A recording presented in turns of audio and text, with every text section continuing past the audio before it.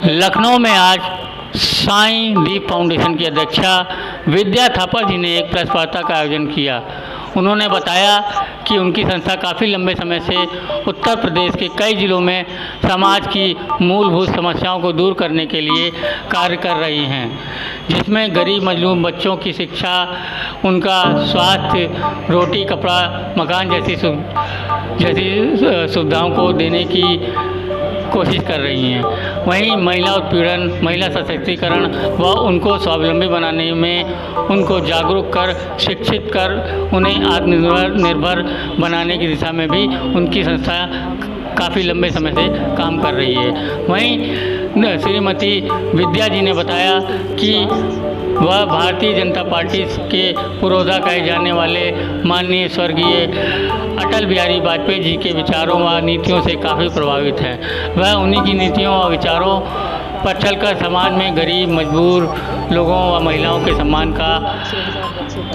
व आत्मनिर्भरता के उद्देश्य के लिए कटिबद्ध होकर काम करना चाहती हैं, जिसके लिए जल्द ही अगर उन्हें अवसर मिलता है तो वह बीजेपी में शामिल होकर उनकी नीतियों पर चलकर पार्टी के वरिष्ठ नेताओं के दिशा निर्देश में समाज सेवी के रूप में काम करेंगी।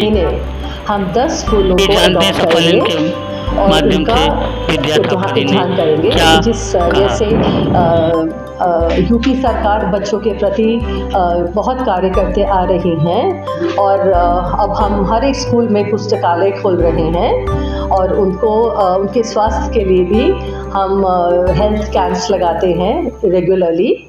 और उसके आगे फिर अब जो ये 15 अक्टूबर को hand washing global hand washing day है, जिसमें हमने डेटॉल के साथ टाई अप किया है और उनको हम किट्स बांट रहे हैं, उन बच्चों को हम स्वच्छता के प्रति जागरूक कर रहे हैं। तो ये हमारा अभी है, ये हम करना चाहते हैं। महिलाओं के लिए भी तमाम सारे आपके ऑर्गेनाइजेशन के कुछ बताएंगे। हाँ, आत्म सम्मान करने का जो उनमें रुतबा होगा वो हम उनमें लाना चाहते हैं। कई सारी बातें होती है जिसमें ये भी बात होती है फाउंडेशंस आगे चल के पॉलिटिक्स फील्ड में उतरना चाहिए, क्या ऐसा कुछ विचार है आपकी भी ऑर्गेनाइजेशन का? क्यों नहीं, अगर हम एक बड़े स्तर पे हम काम कर सकें और अपनी जो विचार हैं रख सकें और लोगों को तक हम कनेक्ट हो सके तो क्यों नहीं। एंट्री करना भी काफी टफ होता है, कैसे पॉलिटिक्स में एंट्री होगी आपकी ऑर्गेनाइजेशन या तमाम पदाधिकारी? एंट्री तो ये है कि हमें देखिए हम अपने कार्य से पहचाने जाते हैं और अगर हमें मौका मिले तो अवश्य हम आना चाहेंगे और हम बेहतर करना चाहेंगे। मैम, अगर पॉलिटिक्स में आना चाहेंगे तो किस पार्टी को आप पसंद करती हैं इसको? देखिए, मैं बीजेपी के साथ बड़े सालों से उनकी कार्यकर्ता रही हूँ और इसमें कोई दो राय नहीं है कि मैं बीजेपी के साथ ही रहना चाहूँगी और इसमें कोई वो नहीं है। आदर्श कौन है आपका? सभी के अपने कोई आदर्श होता है। देखिए, आदर्श तो बहुत होते हैं पर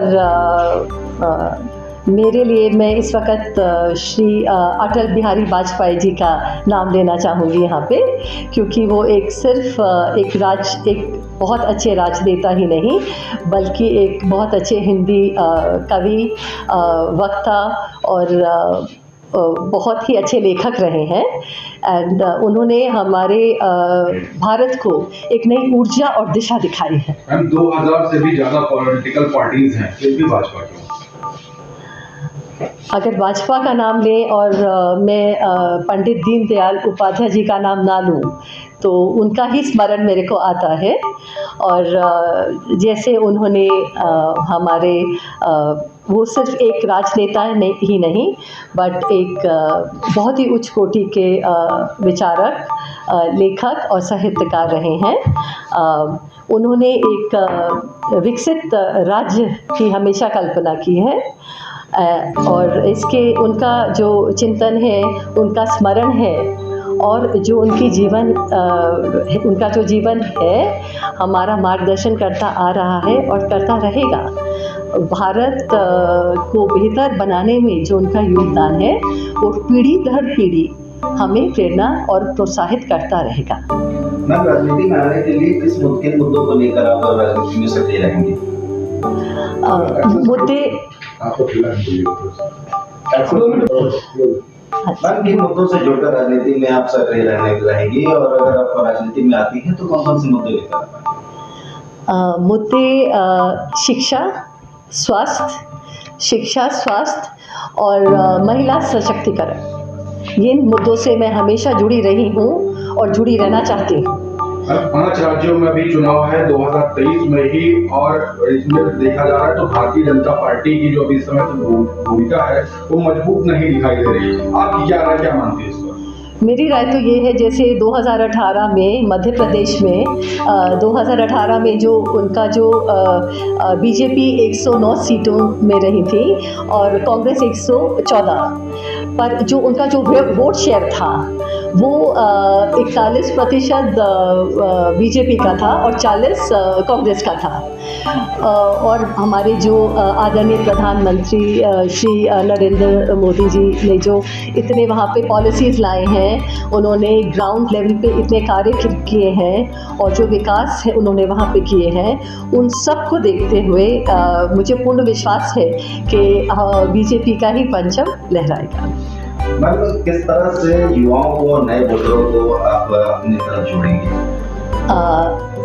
सरकार ने जो अभी ये जो वोटर चेतना अभियान जो उन्होंने अभी लागू किया है, उसके तहत मुझे लगता है कि बहुत इन युवाओं को हम प्रोत्साहित कर रहे हैं, उनको सपोर्ट कर रहे हैं, उनको हम डोर टू डोर जाके हम कैंपेन कर रहे हैं कि भाई वो आगे बढ़ें, वो समझें, मुद्दों को समझें और वो हमसे कनेक्ट हो।